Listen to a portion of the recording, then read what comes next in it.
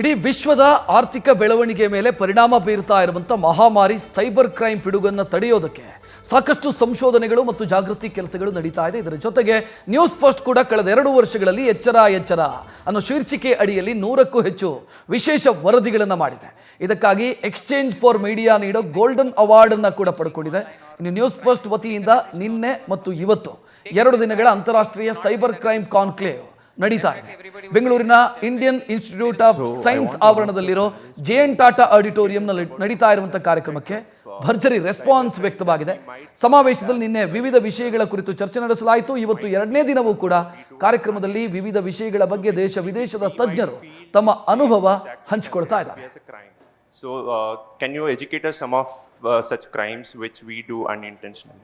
So, I would like to know what are the initiatives by the government of Karnataka or India with respect to encouraging research by the academic institutions.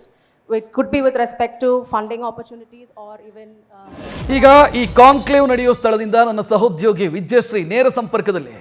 Vidyashree, ಇವತ್ತಿನ highlights ಏನು ಮತ್ತು ಯಾವ ರೀತಿ response ಇದೆ? ರಕ್ಷತ್, ಕರ್ನಾಟಕ ಸರ್ಕಾರದ ಸಹಯೋಗದಲ್ಲಿ news first ನಡೆಸ್ತಾ ಇರುವಂತಹ 2 ದಿನಗಳ ಸೈಬರ್ ಕ್ರೈಮ್ಸ್ ಕಾನ್ಕ್ಲೇವ್ ಇದು. ಇವತ್ತು 2ನೇ ದಿನದಲ್ಲಿ ನಾವಿದ್ದೀವಿ. ನಿನ್ನೆ ಕಂಪ್ಲೀಟ್ ಆಗಿ ಇಂಡಸ್ಟ್ರಿ ಸೆಕ್ಟರ್ನಲ್ಲಿ ಅಥವಾ financial sector, technological sector, banking sector, ಈ ಸೆಕ್ಟರ್ಗಳಲ್ಲಿ ಯಾವ ರೀತಿ ಸೈಬರ್ ಕ್ರೈಮ್ಗಳಾಗ್ತಾ ಇವೆ, ಯಾವ ರೀತಿ ಇನೋವೇಷನ್ಗಳಾಗಬೇಕು, ಸೈಬರ್ ಸೆಕ್ಯೂರಿಟಿಯನ್ನು ಹೆಚ್ಚು ಮಾಡುವಂಥ ನಿಟ್ಟಿನಲ್ಲಿ ಆ ಬಗ್ಗೆ ಫೋಕಸ್ ಮಾಡಲಾಗಿತ್ತು. ಆ ಬಗ್ಗೆ 5-6 ಪ್ಯಾನೆಲ್ ಡಿಸ್ಕಷನ್ಗಳು ನಡೆದು ಸಾಕಷ್ಟು ಮಂದಿ ಇಂಡಸ್ಟ್ರಿ ಎಕ್ಸ್ಪರ್ಟ್ಸ್ ಕೂಡ ಆಗಮಿಸಿದ್ರು, ಸೈಬರ್ ಎಕ್ಸ್ಪರ್ಟ್ಸ್ ಆಗಮಿಸಿದ್ರು. ಆ ವಿಚಾರಕ್ಕೆ ಸಂಬಂಧಪಟ್ಟ ಹಾಗೆ ಬೆಳಕನ್ನು ಚೆಲ್ಲುವಂಥ ಪ್ರಯತ್ನವನ್ನು ಮಾಡಿದ್ರು. ಇವತ್ತು ಕಂಪ್ಲೀಟ್ ಆಗಿ ಒಬ್ಬ ಕಾಮನ್ ಮ್ಯಾನ್ ಆಗಿ ನಾನಿರಬಹುದು, ನೀವಿರಬಹುದು, ನಮ್ಮ ಆಡಿಯನ್ಸ್ ಇರಬಹುದು, ನಮಗೆ ಯಾವ ರೀತಿ ಸೈಬರ್ ಕ್ರೈಮ್ ಎಫೆಕ್ಟ್ ಆಗ್ತಾ ಇದೆ, ನಮ್ಮನ್ನ ಯಾವ ರೀತಿ ದೋಖಾ ಮಾಡಲಾಗ್ತಾ ಇದೆ, ಅದು ಹಣದ ವಿಚಾರವಾಗಿ ಇರಬಹುದು ಅಥವಾ ಬೇರೆ ರೀತಿ ನಮ್ಮನ್ನ ಹೆರಾಸ್ ಮಾಡುವಂತಹ ಕೆಲಸಗಳಾಗುತ್ತವಲ್ಲ, ಅದು ಯಾವ ರೀತಿ ಆಗ್ತಾ ಇದೆ, ಆ ಬಗ್ಗೆ ನಾವು ಎಷ್ಟರ ಮಟ್ಟಿಗೆ ಅಲರ್ಟ್ ಆಗಿರಬೇಕು, ಈ ವಿಚಾರಕ್ಕೆ ಸಂಬಂಧಪಟ್ಟ ಹಾಗೆ ಇವತ್ತು ಬೆಳಗ್ಗಿನಿಂದಲೂ ಕೂಡ ಪ್ಯಾನಲ್ ಡಿಸ್ಕಷನ್ಸ್ ನಡೀತಾ ಇದೆ. ಮೊದಲನೇದಾಗಿ ಇವತ್ತು ಕಾರ್ಯಕ್ರಮವನ್ನ ಉದ್ಘಾಟನೆ ಮಾಡಿದ್ದು ಅಥವಾ ಇವತ್ತಿನ ಕಾರ್ಯಕ್ರಮದ ಕೀನೋಟ್ ಅಡ್ರೆಸ್ ಅನ್ನ ಮಾಡಿದ್ದು ಕರ್ನಾಟಕ ಸರ್ಕಾರದ DGIGP ಆಗಿರುವಂತಹ ಡಾಕ್ಟರ್ ಅಲೋಕ್ ಮೋಹನ್ ಅವರು. ಸೈಬರ್ ಕ್ರೈಮ್ ಹಾಗೆ ಕರ್ನಾಟಕ ಪೊಲೀಸ್ ಈ ವಿಚಾರಕ್ಕೆ ಸಂಬಂಧಪಟ್ಟ ಹಾಗೆ ಸಾಕಷ್ಟು ವಿಚಾರಗಳನ್ನು ಅವರು ಪ್ರಸ್ತುತಪಡಿಸಿದ್ರು. ಕರ್ನಾಟಕದಲ್ಲಿ ಸೈಬರ್ ಕ್ರೈಮ್ನ ತಡೆಯೋದಕ್ಕೆ ಕರ್ನಾಟಕ ಪೊಲೀಸ್ ಎಷ್ಟರ ಮಟ್ಟಿಗೆ ಪ್ರಯತ್ನಗಳನ್ನು ಮಾಡ್ತಿದ್ದಾರೆ, ನಮ್ಮ ಪೊಲೀಸ್ ಇಲಾಖೆ ಟೆಕ್ನಾಲಜಿಕಲಿ ಎಷ್ಟು ಅಡ್ವಾನ್ಸ್ಡ್ ಆಗಿದೆ, ಟ್ರೈನಿಂಗ್ ಪೊಲೀಸ್ ಇನ್ಸ್ಪೆಕ್ಟರ್ಗಳು ಯಾರಿರ್ತಾರೆ ಅಥವಾ ಪೊಲೀಸ್ ಸಿಬ್ಬಂದಿ ಏನಿರ್ತಾರೆ ಅವರಿಗೆ ಟ್ರೈನಿಂಗ್ ಯಾವ ಮಟ್ಟದಲ್ಲಿ ಆಗಬೇಕು, ಹೇಗೆ ಕೊಡ್ತಾ ಇದೆ, ಇದೆಲ್ಲ ವಿಚಾರಕ್ಕೆ ಸಂಬಂಧಪಟ್ಟ ಹಾಗೆ ಬೆಳಕನ್ನು ಚೆಲ್ಲುವಂತಹ ಪ್ರಯತ್ನವನ್ನು ಡಾಕ್ಟರ್ ಅಲೋಕ್ ಮೋಹನ್ ಅವರು ಮಾಡಿದ್ರು. ಜೊತೆಗೆ ಭರವಸೆಯನ್ನ ಕೂಡ ಕೊಟ್ಟರು. ಟೆಕ್ನಾಲಜಿ ಹೇಗೆ ಇಂಪ್ರೂವ್ ಆಗ್ತಾ ಇದೆಯೋ ಅದೇ ರೀತಿ ಸೈಬರ್ ಸೆಕ್ಯೂರಿಟಿಯನ್ನ ಇನ್ಕ್ರೀಸ್ ಮಾಡ್ಕೊಳ್ಳೋದಕ್ಕೆ, ಸೈಬರ್ ಕ್ರೈಮ್ ಅನ್ನ ತಡೆಗಟ್ಟೋದಕ್ಕೆ ಪೊಲೀಸ್ ಇಲಾಖೆ ಕೂಡ ಅಷ್ಟೇ ಪ್ರಯತ್ನಗಳನ್ನು ಮಾಡ್ತಾ ಇದೆ.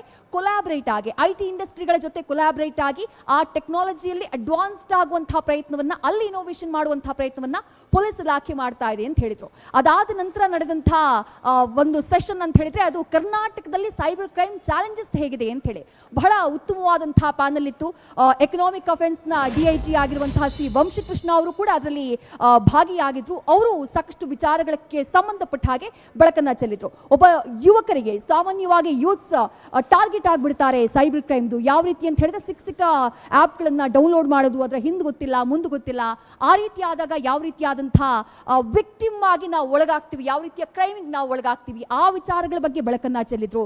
ಅದರ ಜೊತೆಗೆ ₹1,000 ಸಿಗುತ್ತೆ, ₹50 ಸಿಗುತ್ತೆ, ₹100 ಸಿಗುತ್ತೆ, ಒಂದು ಲಿಂಕ್ ಕ್ಲಿಕ್ ಮಾಡಿದ್ರೆ ಈ ರೀತಿಯಾದಂತಹ ಲಿಂಕ್ಗಳನ್ನು, ಆಮಿಷ ಒಡ್ಡುವಂತಹ ಲಿಂಕ್ಗಳು ನಮಗೇನು ಬರ್ತವೆ, ಆ ರೀತಿಯಾದಂತಹ ಲಿಂಕ್ಗಳಿಂದ ಮುಂದಾಗುವಂತಹ ಪ್ರಾಬ್ಲಮ್ಸ್, ನಮ್ಮಲ್ಲಿ ಎಷ್ಟು ಗ್ರೀಡಿ ಇರುತ್ತೋ, ನಮ್ಮಲ್ಲಿ ಎಷ್ಟು ಹಣದ ಬಗ್ಗೆ ಆಸೆ ಆಮಿಷ ಇರುತ್ತೋ ಅದನ್ನ ಬಳಕೆ ಮಾಡ್ಕೊಂಡು ನಮ್ಮನ್ನ ಯಾವ ರೀತಿ ಯಾಮಾರಿಸ್ತಿದ್ದಾರೆ, ಆ ವಿಚಾರಕ್ಕೆ ಸಂಬಂಧಪಟ್ಟ ಹಾಗೆ ಬೆಳಕನ್ನ ಚೆಲ್ಲುವಂತಹ ಪ್ರಯತ್ನವನ್ನ ಮಾಡಲಾಯಿತು. ಇನ್ನು ಮಧ್ಯಾಹ್ನ ಮೇಲೆ ಕೂಡ ಬಹಳ ದೊಡ್ಡ ಮಟ್ಟದಲ್ಲಿ ಚರ್ಚೆ ಆಗ್ತಾ ಇರುವಂತಹ ಬಗ್ಗೆ ಕೂಡ ಒಂದೊಳ್ಳೆಯ ಪ್ಯಾನಲ್ ಡಿಸ್ಕಷನ್ ನಡೀತಾ ಇದೆ.